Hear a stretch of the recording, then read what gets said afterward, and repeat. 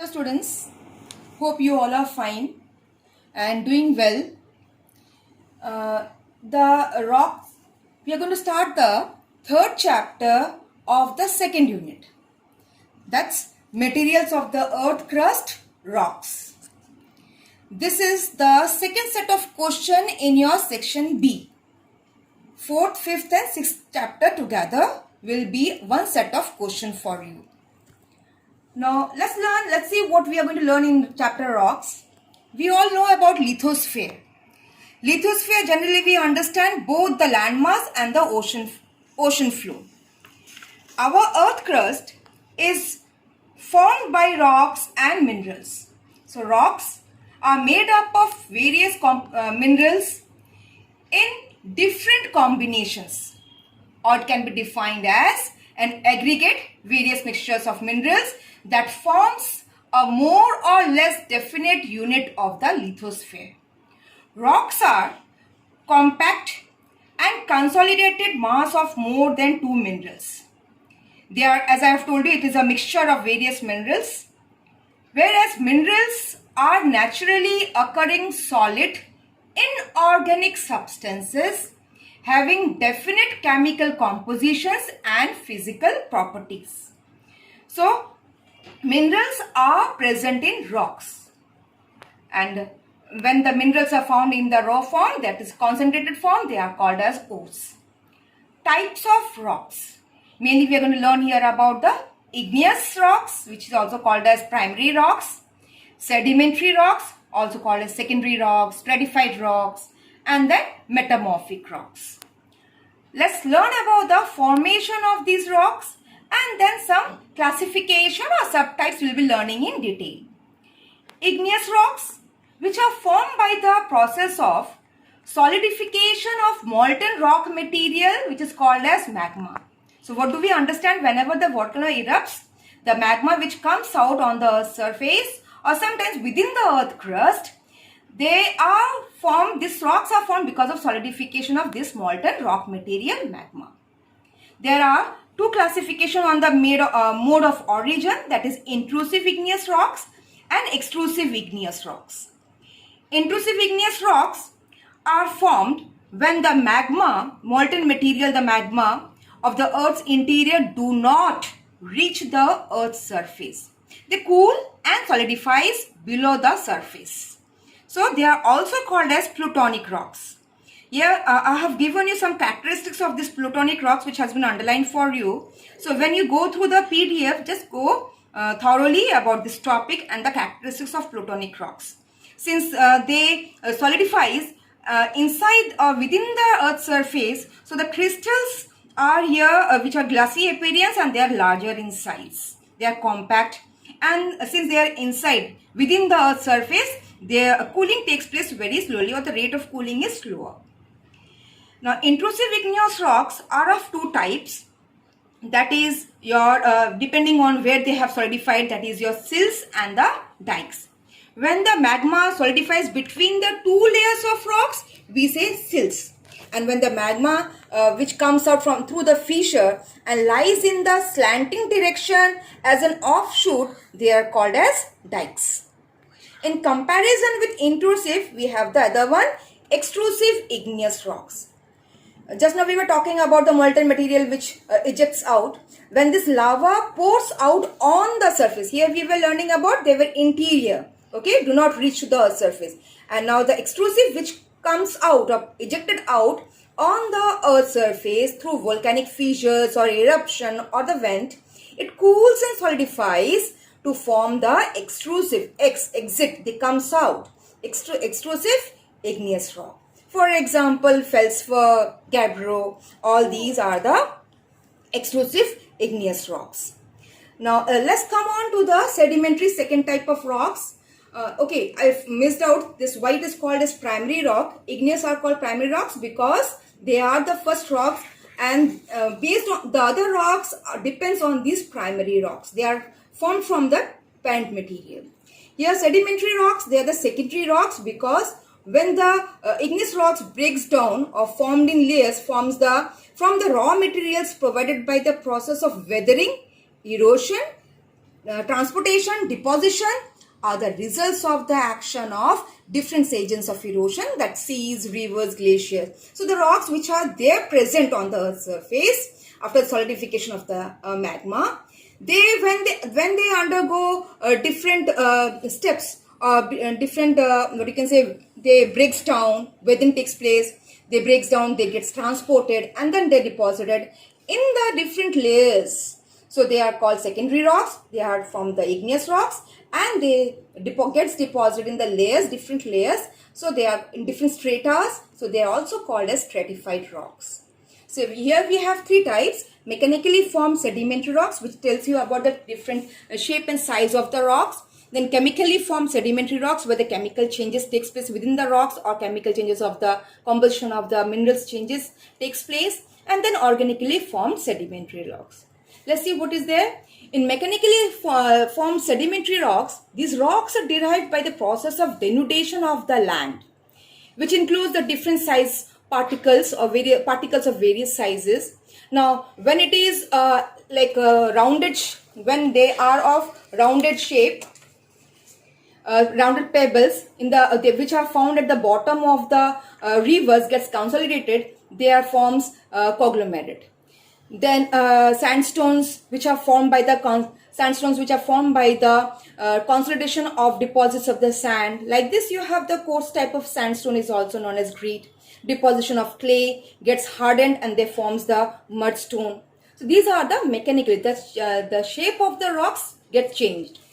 Chemically formed sedimentary rocks, they are formed by the process of evaporation of water containing salts in solution. If, for example, in desert region, shallow lakes gets evaporated, leaving behind a layer of salts on the surface, and this layer of salts gets consolidated and they forms the sedimentary rocks. For example, the rock salt. They are found in your Dead Sea, Caspian Sea, or Sambal Lake in Rajasthan.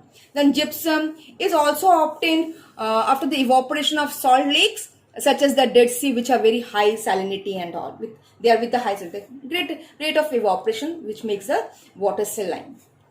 Organically formed sedimentary rocks. They are derived by the accumulation of remains of the organisms. It can be the plant life or the animal life, or the shells of the marine organisms. They gets decomposed and they get solidified, and they forms the organically formed sedimentary rocks. Now, these sedimentary rocks like corals. Okay, corals. They are the shellfish which fleshy parts have been decomposed. Then coal. Coal is derived from the organic substance sediments consisting of remaining of plants. Then the chalk. Chalk is what? These are limestones. These are the examples of organically formed sedimentary rocks. Come to the next, move on to the metamorphic rocks. Metamorphic rocks, these are formed by the process of metamorphism. This is the term metamorphism. When the alteration of the rocks takes place, we say metamorphism. When the rocks are subjected to either high temperature or high pressure or both, it gets metamorphized and they are called as metamorphic rocks. Like limestone, it gets altered to marble. Okay, and then shell, it sometimes metamorphized to slate. Then the sandstone that gets metamorphized to form quartzite. Coal that gets metamorphized to form graphite. So these are the examples of metamorphized rocks when they are subjected to high temperature or high pressure, or in both the conditions. So when we have a different term for this, thermal metamorphism. As you know, thermal relates with the heat. So when the rocks get caused by the high temperature, when they get metamorphized because of high temperature due to contact with the hot magma or the heat by friction between the moving layers of the rocks, then it is termed as the rocks gets metamorphized, and that is termed as thermal metamorphism. Dynamic metamorphism, which are caused by the high pressure.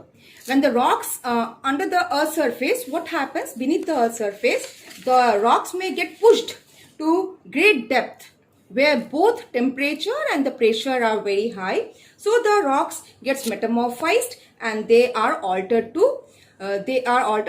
they are altered to different forms, and that is called as dynamic metamorphism.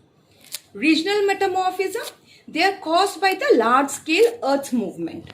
Rocks over a large area, they gets buried, either igneous rocks or sedimentary rocks, deep in the crust of the earth. And when this, what you can say, the budding takes place and they gets metamorphosed because of the high heat and high pressure, they are called as regional metamorphism.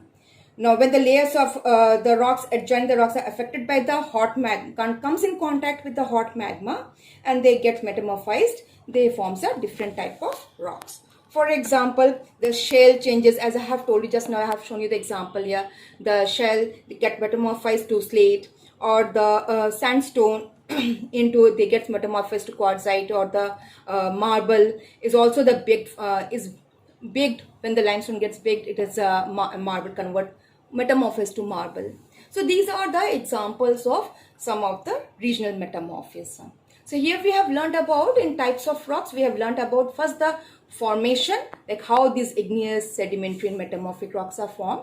Then we have learned about some of their classifications, and under igneous, then sedimentary and the metamorphic rocks. Let's move on to the rock cycle. What do we mean by the rock cycle? Or this is called as rock cycle of transformation.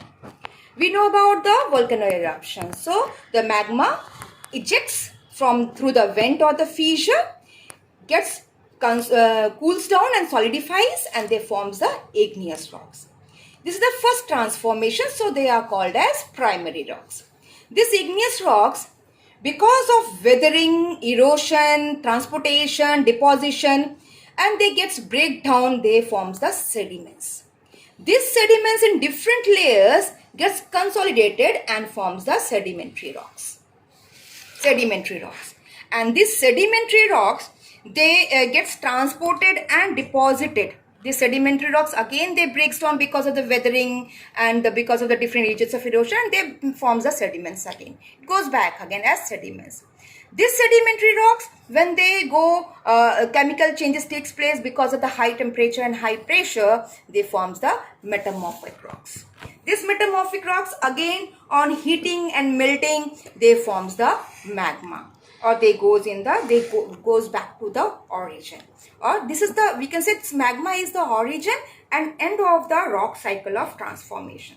These metamorphic rocks, even from the igneous rocks, as I have told you while metamorphism, that igneous rocks or the sedimentary rocks, when they undergo high pressure and high temperature, they forms the metamorphic rock. So we could say the aroma that igneous rocks, when it goes under chemical changes because of the high heat and pressure, they forms the metamorphic rock, like the sedimentary rocks. These metamorphic rocks, again, what happens because of the weathering, erosion, and gets transported, and then they forms the sediments. So in this way, this transformation of the rocks keeps on moving. That is called as continuous transform. This process is continuous over the centuries and changes old rocks into new rocks at different speed.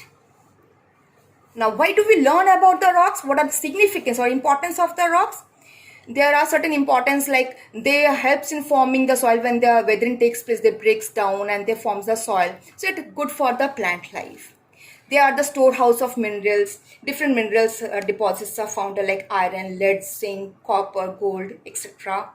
And these rocks, when they contains these minerals, when they are found in the concentrated form, they are called the ores. Even we find sedimentary rocks, they have the valuable deposits of coal, oil, natural gas, and these are the sources of mechanical power needed for the industrial and economic activities. The rocks have the building stones like granite, marble and all. They use for construction of roads, dams and other structures. Rocks also provide us raw materials for the large number of mineral-based industries, and so it includes the iron and steel, aluminum and other metals. And after refining of petroleum also, like other industries are also based on these. So these are the importance of rocks, where you will learn about the main points which have been underlined for you. So go through that significance. As a gist, let's move on to the gist of the chapter. What we have learned about the definition of minerals and the rocks, and learn the definition of it.